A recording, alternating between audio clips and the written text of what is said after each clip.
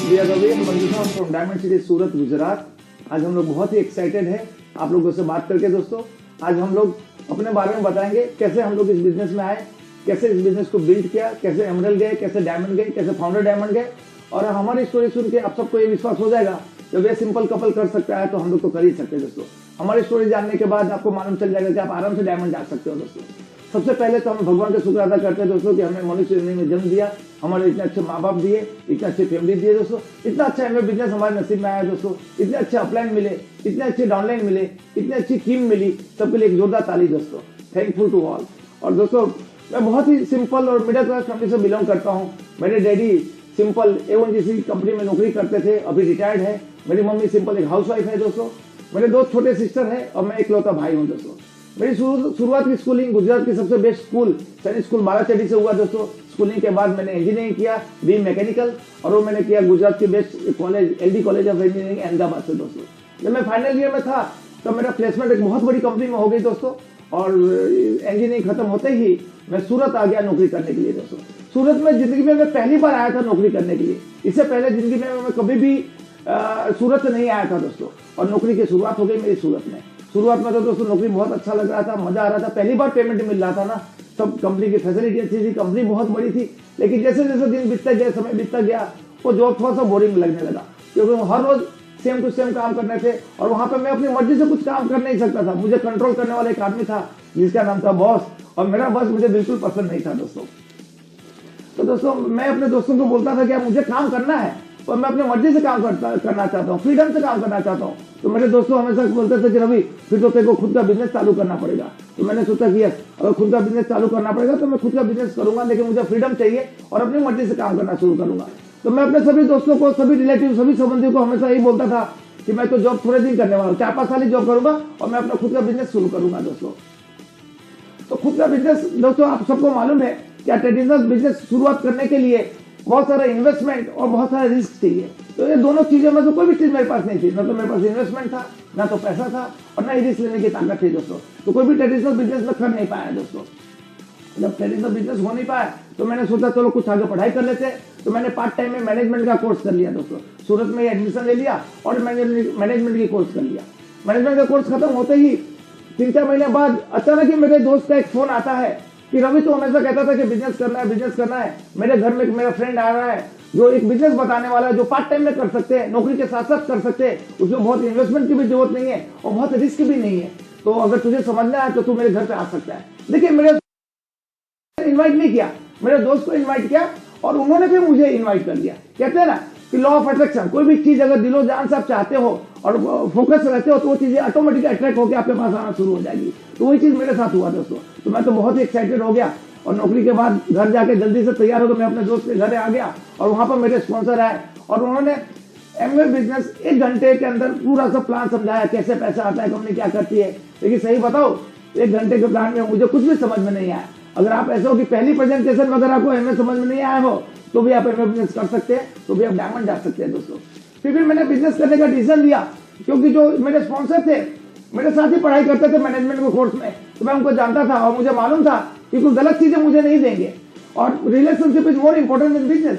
और बिजनेस शुरू करने के और भी 4-5 पॉइंट, इसी सबसे पॉइंट ये था कि पार्ट टाइम में बिजनेस बिल्ड करना था। मुझे बिजनेस बिल्ड करने के लिए मुझे मेरी नौकरी छोड़ने की जरूरत नहीं थी दोस्तों। अगर मुझे कहते कि आपको नौकरी बिजनेस छोड़ के करना है तो मैं ऐसा बिजनेस नहीं कर पाता, क्योंकि मैं नौकरी छोड़ने के पोजीशन में नहीं था दोस्तों। इसी चीजें की फ्लेक्सिबिलिटी ऑफ टाइम था। बोला कभी भी करना है, 2-3 घंटे निकाला, कभी भी निकालो, दिन को निकालो, दोपहर में निकालो, रात को निकालो, सुबह निकालो, छुट्टी के दिन निकालो, कभी भी निकालना है। तो वो मुझे अच्छा लगा, फ्लेक्सिबिलिटी ऑफ टाइम। चौथी चीज ये इंपॉर्टेंट दोस्तों, अकेले नहीं करना है, टीम मिलकर करना है। टीम का मतलब होता है TEAM, टुगेदर एवरीबॉडी अचीव्स मोर। अगर आप अकेले करते हो तो कोई भी अगर नेगेटिविटी है तो आप उसको कवर अप नहीं कर सकते, लेकिन टीम में करते हो तो कोई भी अगर चीजें अगर आपको नहीं आती है तो टीम के द्वारा कवर अप हो सकती है दोस्तों। वो जॉब में पॉसिबल नहीं था, ट्रेडिशनल बिजनेस में पॉसिबल नहीं था। ये सब पॉइंट मुझे बहुत अच्छे लगे और मैंने एमवे बिजनेस की शुरुआत कर दी दोस्तों। जब शुरुआत कर दी, एमवे के प्रोडक्ट्स आए, एमवे के प्रोडक्ट्स यूज किए, बहुत ही बेहतरीन प्रोडक्ट थे, बहुत ही रिजल्ट ओरिएंटेड थे। 3 से 4 महीना हो गए, लेकिन एक भी आदमी मेरे से दूर नहीं पाया और एक भी रुपया कंपनी से आया नहीं। तो मैं 3 से 4 महीने बाद मैंने स्पॉन्सर को फोन लगाया, बोला अरे भाई साहब आप तो बोलते थे 3 महीने बाद 50,000 से ज्यादा रुपया एमवे में आएंगे, लेकिन अभी तो एक भी रुपया आया नहीं और एक भी आदमी जुड़ा नहीं। हाँ, मैं अपने अपलाइन को हमेशा एक ही बहाना बताया करता था कि मैं बिजनेस तो बिल्ड करना चाहता हूँ, लेकिन मेरे पास समय नहीं है, मेरे पास टाइम नहीं है। मैं ऐसे कंपनी में नौकरी करता था जहाँ सुबह में 7 बजे जाना होता था, लेकिन वहां पे रिटर्न का फिक्स नहीं था दोस्तों। अगर सब कुछ ठीक ठाक चला तो 6-7 बजे रिटर्न होता था, नहीं तो कभी 8, कभी 10, कभी 12, कभी कभी पूरी रात भी रुकनी पड़ती थी। तो अपलाइन को यही एक्सक्यूज बताता था कि मैं बिजनेस तो करना चाहता हूँ, लेकिन कैसे करूँ, मेरे पास टाइम नहीं। मेरे अपलाइन बोले कि रवि तेरी बात तो सही है, लेकिन तू सोच के देख, आज तेरे पास समय नहीं है, 2 साल बाद क्या समय रहेगा, 5 साल बाद क्या समय रहेगा, 10 साल बाद क्या समय रहेगा। मैं सोच के देखा दोस्तों, 2 साल बाद, 5 साल बाद, 10 साल बाद तो मैं अपने बॉस की कुर्सी पर जाके बैठ जाऊंगा, और मेरी बॉस की तो हालत मेरे से भी ज्यादा खराब थी। कंपनी में सबसे पहला आदमी आने वाला वो और सबसे लास्ट जाने वाले वो। बड़ी बड़ी कंपनी में पेमेंट अच्छी मिलती है, लेकिन टाइम नहीं रहता दोस्तों। लोग इतने जल्दी चले जाते हैं कि बच्चे सोए रहते हैं तभी कंपनी में चले जाते हैं दोस्त, और इतने लेट आते हैं कि रात को बच्चे तो कभी भी सो जाती है। अपना हमेशा एक फोटो अपने वाइफ को देके जाते हैं कि बच्चे को दिखाते रहना कि यही तेरे पापा है, यही तेरे पापा है दोस्तों। तो ये सोच के मैं तो बहुत ही टेंशन में आ गया। मैं तो, बाप रे, आज समय नहीं है तो कल भी समय नहीं मिलेगा। जैसे जैसे समय गुजरता जाएगा मेरी प्रमोशन होती जाएगी, मेरी जवाबदारियां बढ़ती जाएगी और टाइम की और भी कमी होती जाएगी। तो मैंने डिसीजन लिया कि उसमें भी बिजनेस को बिल्ड करूंगा। टाइम नहीं, लेकिन कैसे भी टाइम निकाल के बिल्ड करूंगा। और उस दिन मेरे अपने को कमिटमेंट किया कि आज के बाद मैं कभी भी बहाना नहीं बनाऊंगा, कभी भी एक्सक्यूज नहीं बताऊंगा कि मेरे पास टाइम नहीं है दोस्तों। और जो समय था उसी में मैंने बिजनेस बिल्ड करना शुरू कर दिया। सुबह में 7 बजे से लेकर शाम को 6-7 बजे तक नौकरी करता था। 7 बजे कंपनी से घर आके फटाफट तैयार हो गए, 7 बजे से लेकर रात को 10 बजे तक नए आदमी को कांटेक्ट करके प्लान दिखाया करता था दोस्तों, क्योंकि 10 बजे तक आप नए आदमी को मिल सकते हो। 10 बजे के बाद 10 से 12 बजे तक जो पुराने लोग जो जुड़ जाते थे उनको ट्रेनिंग दिया करता था, उनको सिखाया करता था बिजनेस में कैसे आगे बढ़ना है। और 12 बजे के बाद मैं खुद अपने अपलाइन के घर जाके मैं खुद सिखा करता था कि बिजनेस में आगे बढ़ना और आगे का लेवल कैसे लेना है दोस्तों। ऐसे करो, फिर सुबह में 6 बजे उठ के फिर कंपनी में जाना है दोस्तों। ऐसे करके मैं बिजनेस बिल्ड करते गया। पिछले 20 सालों से मैं जॉब पे नहीं गया हूँ दोस्तों। सुबह मैं अपनी मर्जी से उठता हूँ, शाम को अपनी मर्जी से सोता हूँ। जब भूख लगती तब खाना खाते हैं, टिफिन में नहीं थाली में खाना खाते हैं दोस्तों। पूरा दिन मेरे हिसाब से गुजरता है दोस्तों। तो मेरा पहला ड्रीम ट्रू हुआ कि मुझे फ्रीडम चाहिए था, तो मुझे फ्रीडम मिल गया दोस्तों। मैं जब नौकरी करता था तो मेरा हमेशा ये कहता था कि मैं 2 बॉस को एक साथ हैंडल नहीं कर सकता हूँ, एक कंपनी के बॉस और दूसरे घर के बॉस जो अपनी वाइफ होती है। तो मैंने डिसीजन लिया था एक बॉस गुड बाय करने के बाद ही दूसरा बॉस लेके आना है। मतलब मैं शादी फ्री होने के बाद ही करूंगा दोस्तों। तो एमरल्ड होने के बाद, मेरे जॉब से फ्री होने के बाद मेरी शादी हुई मंजूषा से, और मंजूषा मुझे इस बिजनेस में एमरल्ड लेवल पर जोड़ी दोस्तों। लेकिन उन्होंने इस बिजनेस को बहुत ही फास्ट पिकअप किया। उन्होंने मुझे समझा, मेरे घर को समझा, पूरे टीम को समझा, अपलाइन के साथ समझा, डाउनलाइन को समझा, और इस बिजनेस को बहुत ही फास्ट पिकअप करके हम दोनों कंधे से कंधे मिलाकर बिजनेस बिल्ड करना शुरू कर दिए दोस्तों। और शादी के 1 ही साल बाद हम लोग फाउंडर लेवल चले गए दोस्तों। और उसी स्टाइल में हम काम करते गए और दूसरे साल हम इस बिजनेस में डायमंड चले गए। कहते हैं ना, behind every successful man there is a woman. तो मुझसे मेरे लिए बहुत ही लकी साबित हुई, और इनके आने से मेरा डायमंड शिप पूरा हो गया दोस्तों। तो मैं यहाँ पे आप लोगों की मदद से मैं मेरी वाइफ मंजूषा को बुलाना चाहता हूँ। तो जोरदार तालियों के साथ please help invite my beautiful wife Manjusha on the stage. Hello friends, मेरा नाम मंजूषा है और मैं 2 बच्चों के साथ, तमन्ना और तनिष्क, उनके साथ ये बिजनेस हम लोग बिल्ड कर रहे हैं। और आज आपको होप देने आए हैं। जो हम बातें करेंगे आप उससे बहुत अच्छे से रिलेट कर पाएंगे। आपको लगेगा कि जब ये सिंपल कपल कर सकते हैं तो हम लोग बहुत अच्छे से कर सकते हैं। और मैं हमेशा भगवान से जब भी मैं उनको प्रे करती हूँ तो हमेशा 2 चीज़ के लिए हमेशा थैंक्स बोलती हूँ। और हस्बैंड को हमेशा 2 चीज़ के लिए, कि एक मेरे हस्बैंड ने सबसे पहले एमवे बिजनेस को चुना। अगर एमवे बिजनेस उन्होंने नहीं चुना रहता तो शायद इतना अच्छा लाइफस्टाइल मैं एंजॉय नहीं कर रही होती। और दूसरा, उन्होंने एज ए लाइफ पार्टनर मुझे चुना। तो ये 2 चीज़ के लिए मैं अपने हस्बैंड को हमेशा थैंकफुल रहती हूँ, क्योंकि अगर मेरी लाइफ में शायद मेरे एमवे नहीं आता और मेरे हस्बैंड नहीं आते तो मैं इतनी अच्छी लाइफस्टाइल नहीं एंजॉय कर पाती। और बेसिकली मैं अपना इंट्रोडक्शन दूँ। बेसिकली मैं झारखंड से बिलोंग करती हूँ।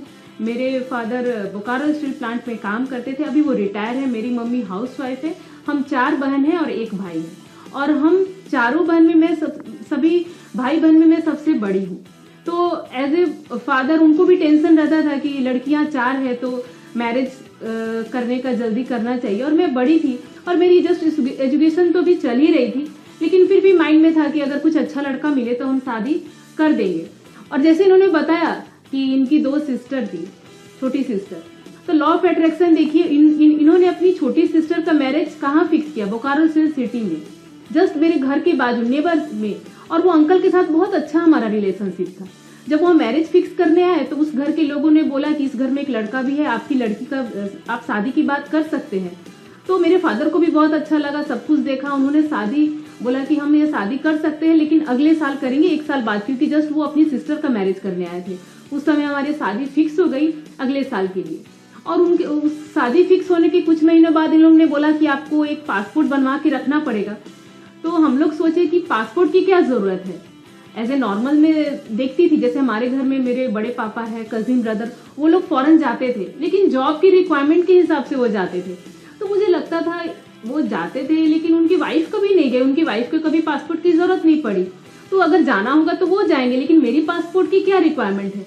फिर भी मैं पासपोर्ट बनना, वही मेरे लिए बहुत बड़ी बात थी, मैं बहुत खुश थी। चलो कोई भी कारण से, लेकिन मेरा पासपोर्ट तो बना। कभी तो हम दुनिया में, कभी तो हम इंडिया से बाहर जाएंगे, वो सोचा। और पासपोर्ट जैसे ही बना, फोन किया कि हाँ पासपोर्ट बन गया। तो उन्होंने बोला कि जस्ट हम शादी के बाद मलेशिया घूमने जाने वाले हैं। तो मैं बहुत खुश हो गई। मैं सोची मलेशिया घूमने जाने का, इंडिया से बाहर। फिर मैंने सोचा, मेरे घर में मेरे कजिन ब्रदर IAS ऑफिसर है, सर्जन है, डॉक्टर्स है, इंजीनियर्स है, वीडियोज है, लगता है उनसे भी ज्यादा अच्छा पैकेज है मेरे हस्बैंड का। इतना अच्छा पैसा कमाते हैं तो ही मुझे बाहर घुमाने के लिए लेके जा रहा, आउट ऑफ कंट्री, फ्लाइट में जाना, वहां ट्रेवल करना मेरे लिए एक ड्रीम था। मैंने सोचा शायद, मतलब मैं कभी सोच नहीं सकती थी वैसा, और मैं सोच में ही, मैं विजुलाइज करके ही मैं बहुत खुश थी। और वो दिन आ गया, जस्ट हमारा मैरिज हुआ और 3 दिन बाद ही हमारा बॉम्बे से फ्लाइट था कुआलालंपुर के लिए। और वो ट्रीटमेंट बहुत अच्छा था, 10 दिन का ट्रिप था कुआलालंपुर पे। और MV की ट्रिप तो आपको मालूम ही है कितना A1 क्लास की होती है। 5 स्टार होटल में रहना, अच्छा खाना, घूमना फिरना, लोगों के साथ एंजॉय करना, बहुत अच्छा लग रहा था। लेकिन मुझे कुछ मालूम नहीं था कि यहाँ पर हम लोग सब जगह जा रहे हैं तो मुझे सब लोग रिस्पेक्ट दे रहे हैं, सब लोग प्यार से बात कर रहे हैं, सब लोग मुझे पहचानते हैं। अलग अलग स्टेट से लोग आए हैं, साउथ से, नॉर्थ से, सब मुझे जानते हैं। और मैं इतने अच्छे फ्रेंडशिप, इतना रिस्पेक्ट मुझे क्यों दे रहे हैं, मुझे अजीब लगता था। ये लोग तो मैंने कभी नहीं मिले। वो मुझे एटमोसफियर बहुत अच्छा लगा। सब जगह पढ़ती थी, LS, लीडरशिप सेमिनार, MWay, लेकिन मुझे कुछ मालूम नहीं था। बहुत सारे उलझन थे, बहुत सारे क्वेश्चन के जवाब चाहिए थे। लेकिन जैसे नए लोग फॉर्म साइन अप करते, बहुत सारे जवाब उनको चाहिए, लेकिन सब एक साथ नहीं मिलता। क्वेश्चन माइंड में घूम रहा था, चलो ठीक है बाद में हम इसको पूछ लेंगे। अभी वहां पे हम 10 दिन बहुत अच्छे से एंजॉय किया। लाइफ में कभी नहीं सोचा था फ्लाइट में ट्रैवल करेंगे, इतने अच्छा 5 स्टार होटल की फैसिलिटी एंजॉय करेंगे। वो सब जस्ट 10 दिन एंजॉय करने के बाद हम जस्ट इंडिया आए, सूरत में आए।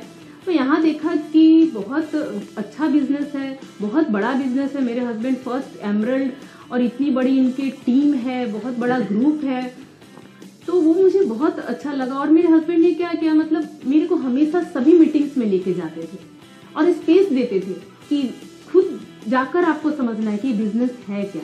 कभी मुझे ऐसा नहीं बोला आपको ये काम करना है, ये नहीं करना है। मुझे सब जगह साथ, मतलब मीटिंग्स में जाते थे, अपलाइन से, डाउनलाइन से, उनके साथ काउंसलिंग में जा रहे हैं, उनके साथ मीटिंग में बैठ रहे हैं। तो मुझे लगता था ये बिजनेस में क्या करते हैं, क्या है लोगों का।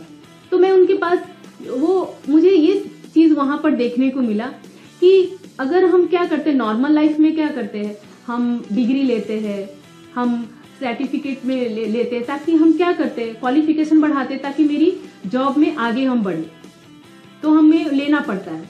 लेकिन अगर मुझे मीटिंग में लेकर जाने लगे तो मुझे धीरे धीरे समझ में आने लगा कि नहीं, ये बिजनेस तो बहुत अच्छा है।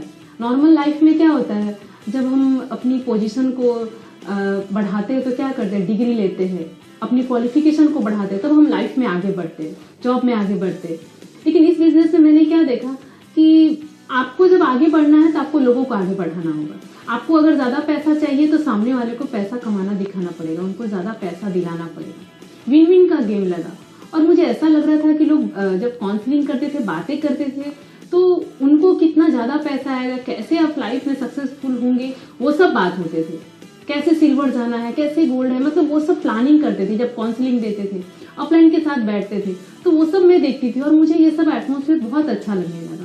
फिर मेरा मन में एक सपना रहता था कि मुझे लोगों को हेल्प करना, और वो देखा इस बिजनेस में तो वो फुलफिल हो रहा है। हम लोगों को हेल्प कर रहे हैं, लोगों को गाड़ी बंगला पैसा हम दिलाने में हेल्प कर रहे हैं।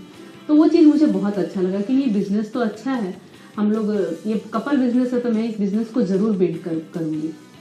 उस तरीके से बिजनेस स्टार्ट कर दिए। और धीरे धीरे जैसे इन्होंने बताया कि मेरे लिए स्टेट नया था, घर नया था, हस्बैंड को समझना था कैसे होगा, मेरे को लैंग्वेज का भी प्रॉब्लम था। धीरे धीरे वो सब मैं करती गई कि मुझे तो वो समझना था, घर फैमिली वो सब समझते हुए बिजनेस को करना था। धीरे धीरे सब स्टार्ट हो गया। फिर जैसे मीटिंग में जाते थे तो अपने अपलाइन सब बोलते थे कि नहीं आपको ये बिजनेस अगर करना है और आपको आगे की पिन जो भी लेना है, क्योंकि हमने ठाना कि नहीं अब आगे का पिन हम साथ में लेते, तो फिर आपको एक ड्रीम लेना पड़ेगा। जो ड्रीम आपको नहीं मिले तो आप बेचैन हो जाओ, वो ड्रीम आपको एनर्जी देगा। जैसे कि आपके हस्बैंड कैसे इतना फास्ट एमरल्ड चले गए 2 साल में, उनको एक ड्रीम था, उनको फ्रीडम चाहिए था टाइम से, उनको जॉब नहीं पसंद था, वैसे ही कुछ ऐसा ड्रीम आप निकालिए। तो मैंने बहुत सोचा, फिर मैंने सोचा कि मुझे चाहिए क्या लाइफ में, तो कभी ड्रीम क्या होता है क्या चाहिए कभी सोचा नहीं था, लेकिन बहुत ध्यान से देखा तो उस समय देखा था कि मेरे घर में इनके कजिन ब्रदर और सिस्टर 4 से 5 बच्चे हमारे पास रहते थे, उनकी पूरी रिस्पॉन्सिबिलिटी हमारे पास थी, उनको एजुकेशन देना, उनकी मैरिज करना, वो सब हमारी रिस्पॉन्सिबिलिटी थी। फिर हमने सोचा अगर हमारे पास इतनी अच्छी फैसिलिटी नहीं थी कि हम उनको अच्छे से एजुकेशन या मैरिज कर पाते, तो हमको डायमंड जाना बहुत ज़रूरी था। और दूसरा कि हमारा घर बहुत छोटा था, हमारे पास कोई फैसिलिटी नहीं थी, तो वो मुझे लगता था कि नहीं हमको लाइफस्टाइल अच्छा करना है। तो ये 2 ड्रीम बनाया, ये काम काज करते चले गए और इस बीच में हमारा फाउंडर एमरल्ड भी हो गया। और जैसे इन्होंने बात किया कि जब मीटिंग में जाते थे तो मैं जनवरी का मंथ था, उस समय ये गए थे काउंसलिंग के लिए अपलाइन के पास, उस समय मैं नहीं गई थी, मैं घर पर थी और ये जस्ट मैं उनका वेट कर रही थी और वो जस्ट आए और बहुत खुश होकर बोले जानते हो हमारे अपलाइन ने क्या बोला कि हम डायमंड जा सकते हैं और हमारा स्ट्रक्चर बहुत अच्छा है। तो मैं बोली क्या है, ऐसा बात है?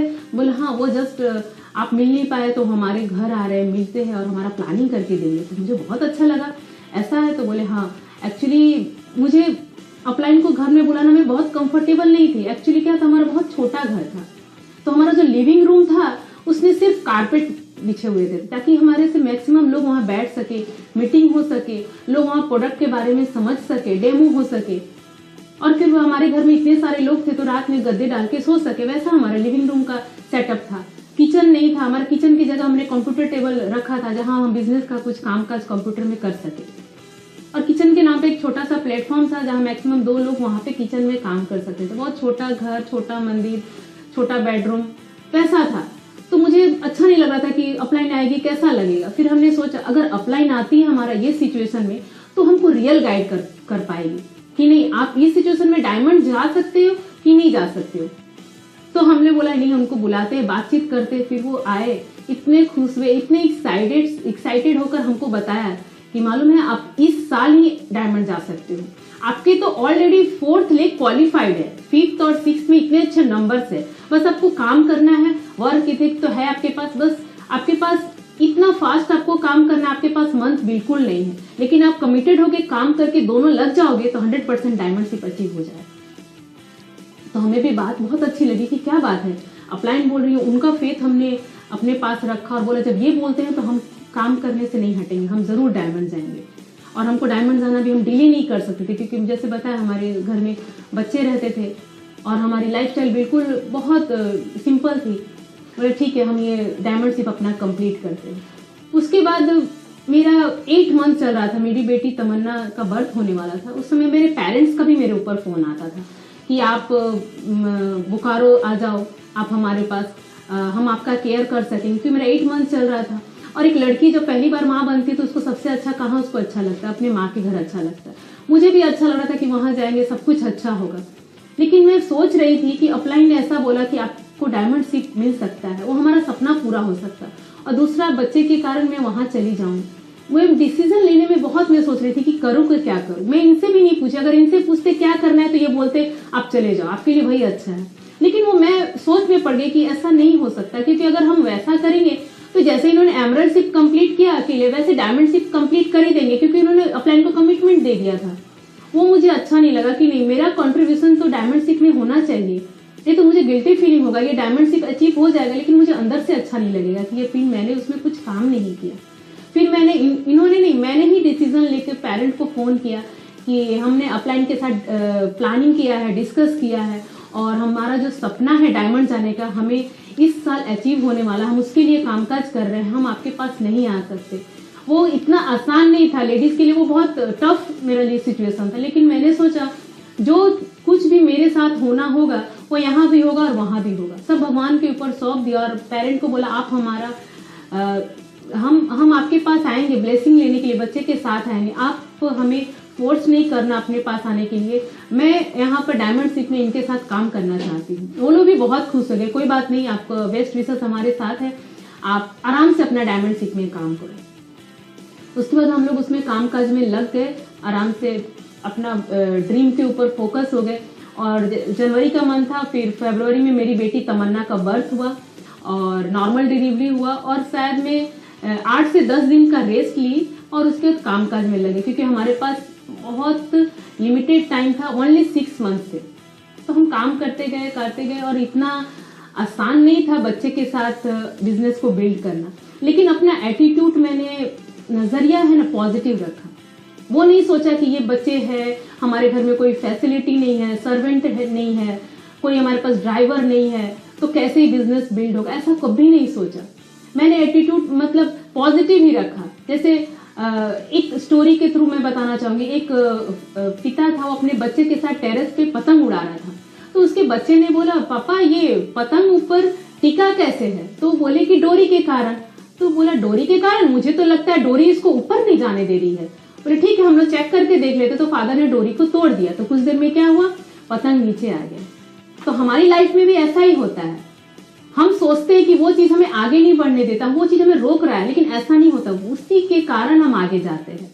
आप देख लेना, हम सोचते हैं अरे बच्चे छोटा है, घर छोटा है, कोई फैसिलिटी नहीं है। अब मेरे हस्बैंड तो उनके पास टाइम नहीं था, तो वो सोचते कि ये चीज है मेरी रुकावट, तो मैं नहीं कर सकता। ऐसा नहीं है, उसी के कारण हम लोग ने बिजनेस को फास्ट बिल्ड कर पाए।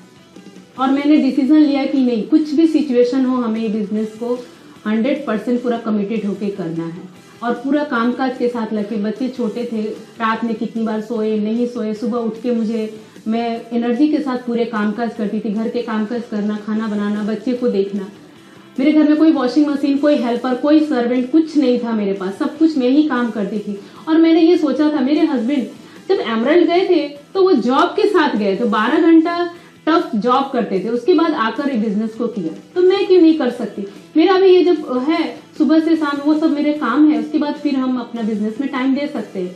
तो मैंने अपना माइंड सेट किया। मुझे कभी ऐसा नहीं हुआ कि बहुत लोग अच्छा बोल रहे थे, बहुत निगेटिव भी बोल रहे थे, लेकिन मैंने उस पर फोकस ही नहीं किया। गोल में मैंने कुछ भी एंटर ही करने नहीं दिया, मुझे डायमंडशिप ही दिखता था। और जैसे जैसे मेरा डायमंडशिप का एक मंथ जाता था, मेरी बेटी भी वैसे बड़ी होती जाती थी। ऐसे करते करते 6 मंथ कंप्लीट हो गए और हम लोग डायमंड बन गए और सूरत के हम लोग फर्स्ट डायमंड बने। बहुत अच्छे से सेलिब्रेशन किया। जो कोई अच्छे नहीं बातें करते थे, अब बहुत अच्छे बातें करने लगे, प्यारी प्यारी बातें बोल के मेरे बच्चे के साथ खेलने लगे कि कितनी लकी है, डायमंड की बेटी है, ऐसे बोलने लगे।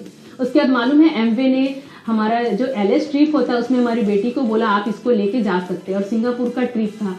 हमारी बेटी इतनी 6 महीने की थी, उसका पासपोर्ट बना, वो हमारे साथ घूमने के लिए वर्ल्ड टूर पे आई थी। वो जो नजरिया मैंने उस समय जब देखा था, वो मेरे आंख में पानी ला दिया था कि जितना हम लोग जो अच्छा नहीं बोलते थे, आज वो कितने खुश थे।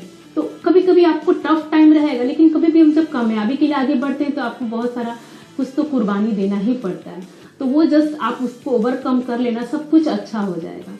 तो जस्ट उस हिसाब से आज मेरे दोनों बच्चे तमन्ना और तनिष्क, उन लोगों को बहुत सारा सेक्रीफाइस करना पड़ा, बहुत सारा उनको छोड़ के जाना, सेटल करना, कभी खाने पीने का ध्यान नहीं रखना, लेकिन आज उनको वो सब चीज याद नहीं है। आज उनसे पूछते हैं आपको मैंने बहुत सारा चीज शायद टाइम से शेड्यूल से मैनेज नहीं किया, आपको बुरा लगता है? बोले हमें तो कुछ याद नहीं, लेकिन आप हमें पेरिस लेके जाते हो, मकाओ, दुबई, डिज्नीलैंड, वहाँ मुझे घुमाने लेके जाते हो, जो एमवे का ट्रीटमेंट इतना अच्छे से देते हैं ट्रिप में, वो हमें बहुत अच्छे से याद है। तो वो एक अचीवमेंट बहुत अच्छा मिला।